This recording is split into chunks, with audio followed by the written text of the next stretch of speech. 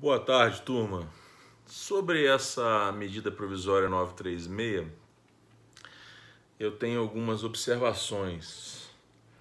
Redução de jornada e redução de salário sem negociação coletiva, ao meu ver, é inconstitucional, formalmente falando, tecnicamente falando, em que pese, não é,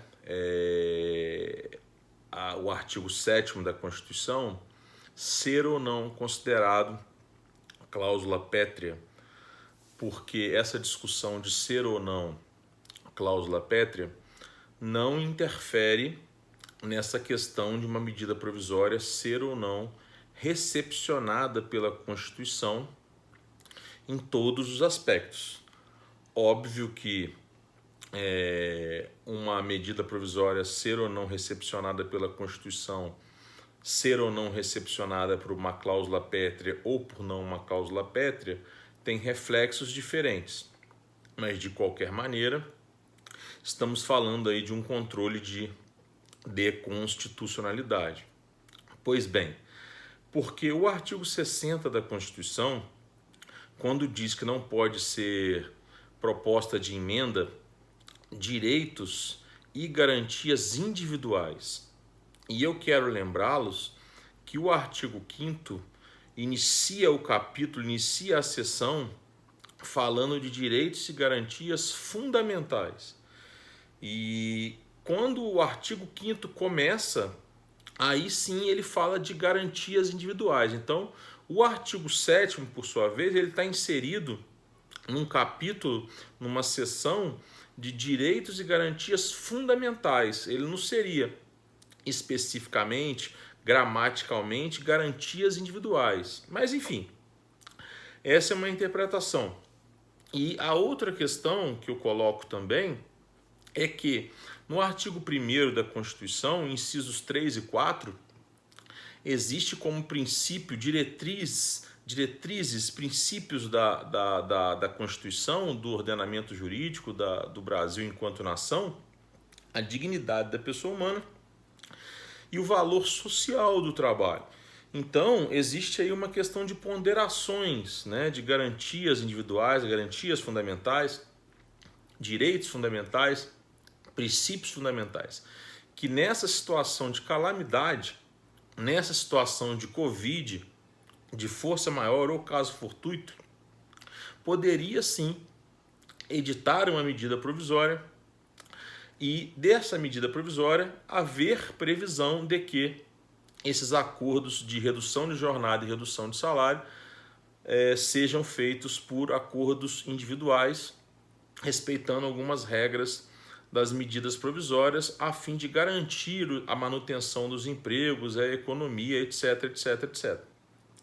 Eu, particularmente, socialmente, eu concordo, mas tecnicamente eu entendo que essa medida provisória não foi recepcionada pela Constituição. Ratifico a minha posição nesse sentido. Outro artigo importante também, relevante sobre isso, eu não me lembro exatamente qual, que é o artigo, mas ele está ali dentro de processo legislativo, em torno do artigo 60, que fala das próprias emendas à Constituição, é que o que pode ou não ser matéria de medida provisória, né? Então, não há ali uma proibição do que pode ser matéria de medida provisória no sentido de normas trabalhistas. Não há a proibição de que normas trabalhistas possam ser matérias de medida provisória. Tem esse aspecto também a se relevar, tá? Então, partimos do princípio favorável a essa medida provisória de que não há proibição de se editar matérias nesse sentido por medida provisória, de que o artigo 7º não seria uma cláusula pétrea, de que os direitos e garantias fundamentais podem ser ponderados e comparados e discutidos quando há um conflito com os princípios fundamentais, que é o caso do valor social do trabalho, e por aí vai. Uma outra interpretação que eu dou também à possibilidade jurídica dessa medida provisória é que não está havendo uma redução salarial do valor em comparando com a hora de trabalho, tá?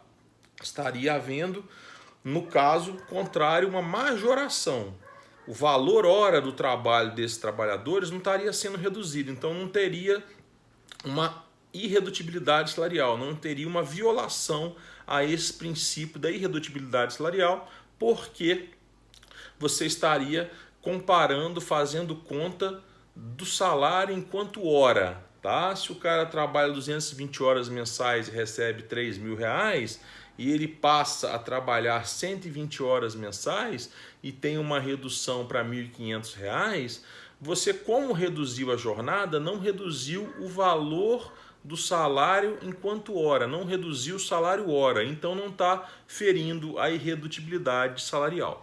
Bem, em que pese essas discussões jurídicas que comportam muito mais profundidade e tecnicismo, mas eu prefiro me manter de forma singela, é uma medida importante, razoável e que eu sou a favor. Tá bom? Que fique bem claro isso, até porque as pessoas perdendo emprego agora, como já vem acontecendo e pode acontecer muito mais, e essa medida visa atenuar isso, essas pessoas correm o risco de nem receber, né? Porque as empresas fechando, etc., tudo bem, dependerá da forma de constituição da empresa, se é limitada, se é ilimitada, se o capital foi integralizado ou só declarado, beleza, tecnicamente isso tudo é muito bonito.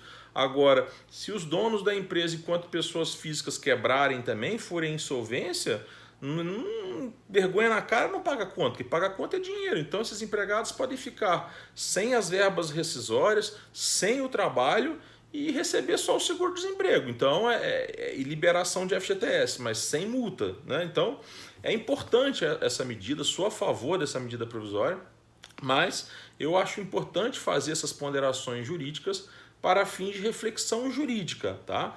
Agora, nenhuma norma é absoluta, esse estado de calamidade em razão do Covid é um estado inédito, é uma coisa inédita, muito grave, muito severa, e é uma medida provisória necessária. Agora vamos ver com quais ponderações, com quais restrições, limitações, vetos, etc., ela vai seguir, né, pelo Congresso. Mas enfim, é isso aí, pessoal, tá? Um grande abraço a vocês, tomara que a medida provisória seja plena para que os empregos fiquem protegidos e as empresas também. Um abraço, pessoal.